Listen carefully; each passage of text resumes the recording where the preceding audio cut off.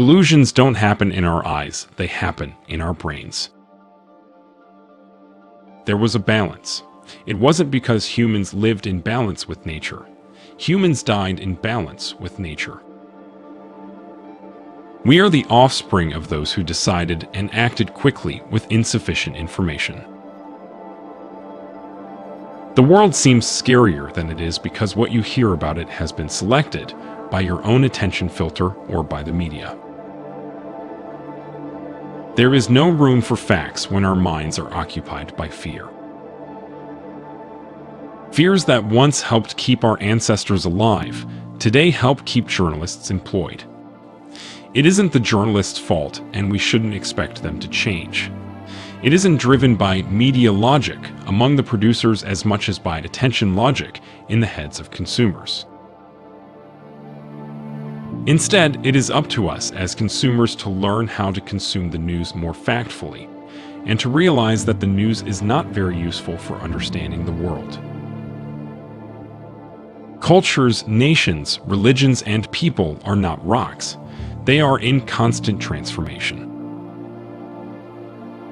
It is, at least, clear that a free media is no guarantee that the world's fastest cultural changes will be reported. Most of us are stuck with a completely outdated idea about the rest of the world. How much has your world changed? A lot? A little? Well, this is how much the world has changed. Just 20 years ago, 29% of the world population lived in extreme poverty. Now that number is 9%.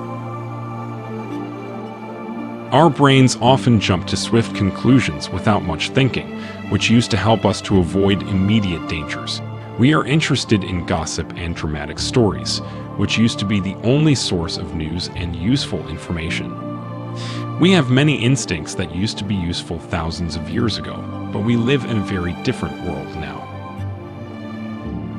Human beings have a strong dramatic instinct toward binary thinking, a basic urge to divide things into two distinct groups, with nothing but an empty gap in between. We love to dichotomize, good versus bad, heroes versus villains, my country versus the rest. Dividing the world into two distinct sides is simple and intuitive, and also dramatic because it implies conflict, and we do it without thinking all the time. You need the generalization instinct to live your everyday life, and occasionally it can save you from having to eat something disgusting. We always need categories.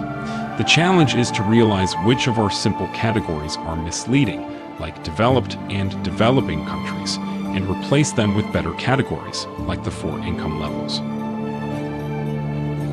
It took the World Bank 17 years and 14 more of my lectures before it finally announced publicly that it was dropping the terms developing and developed, and would from now on divide the world into 4 income groups. The main factor that affects how people live is not their religion, their culture, or the country they live in, but their income. We should be teaching our children that there are countries on all different levels of health and income, and that most are in the middle. The 5 that concern me most are the risks of global pandemic, financial collapse, world war, climate change, and extreme poverty. As long as there are plane crashes, preventable child deaths, endangered species, climate change deniers, male chauvinists, crazy dictators, toxic waste, journalists in prison, and girls not getting an education because of their gender, as long as any such terrible things exist, we cannot relax. It's amazing how well people can work together when they share the same fears. In order for this planet to have financial stability, peace, and protected natural resources, there's one thing we can't do without, and that's international collaboration based on a shared and fact-based understanding of the world. The current lack of knowledge about the world is therefore the most concerning problem of all.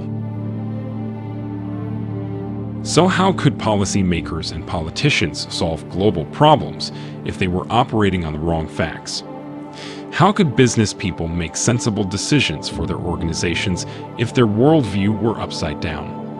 And how could each person going about their life know which issues they should be stressed and worried about?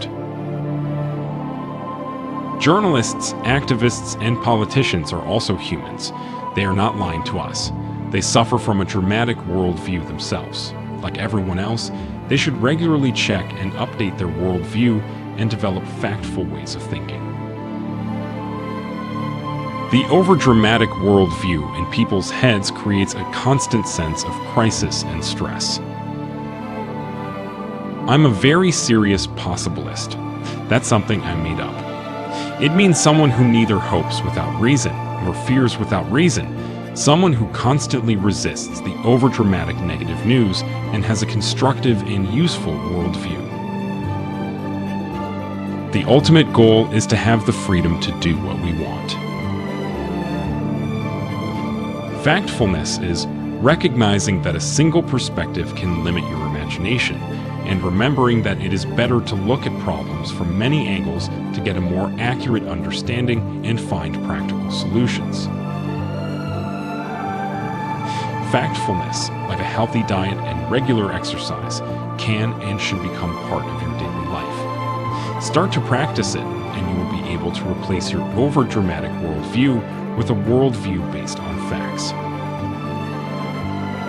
When we have a fact-based worldview, we can see that the world is not as bad as it seems, and we can see what we have to do to keep making it better.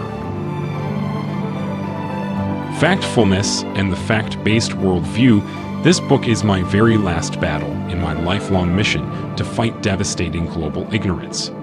It is my last attempt to make an impact on the world, to change people's ways of thinking, calm their irrational fears, and redirect their energies into constructive activities. In my previous battles, I armed myself with huge data sets, eye-opening software, an energetic lecturing style, and a Swedish bayonet. It wasn't enough, but I hope that this book will be.